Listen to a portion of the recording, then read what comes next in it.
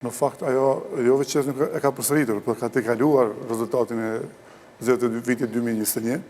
Në fakt, është e qartë dhe kuptueshme që ata nuk i kanë prit as vetë mbi 45%, me diasporën po ashtu. Në rezultatet e brendshme, përndaj sondazhet një muaj para zgjedhjeve, ata varironin nga 35 deri në 38%. Natyrisht, matjet janë bërë në Kosovë dhe pa diasporën. Duke që një dorë të mirë këtyre rezultateve të zgjedhjeve të 28 dhjetorit e ka jep edhe diaspora, cila në masë të madhe ka ardhur në Kosovë.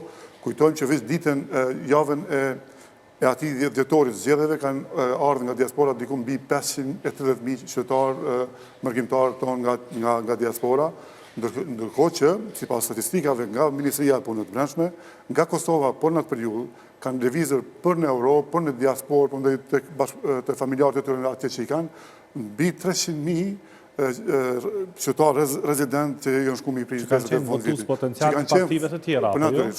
Apo së vetëvendosjes, ndoshta. Natyrisht, po ata kanë mund me qenë votues të gjitha partive, por megjithatë kjo ka bërë që të lloj përmbysje që se ka prit as vetëvendosja, por natyrisht se kemi prit as ne që kemi komentuar dhe as partitë politike.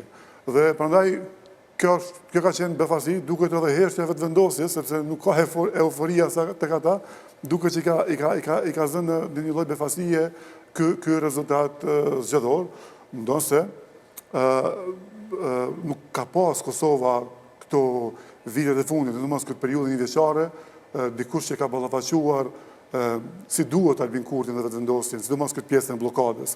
Ai përfitoi te kjo bllokada që është shkaktuar dhe si duket këtë përgjegjësinë pothuajse ka marrë Lidha Demokratike të Kosovës, konkretisht Lomir Abdigjiku, i cili vendosi të bllokojnë të dy aspektet. As nuk donte me Kurtin të shkonte në koalicion, por as nuk donte me partitë atëherë ishte opozitare dhe si duket fatura më të madhe të kësaj bllokade, dhënse me pagu vetëvendosja, e cila realisht ishte bllokuesja, e paguajti LDK dhe Lomir Abdigjiki, që po ashtu ishte bllokues, nuk mund ta mohojnë.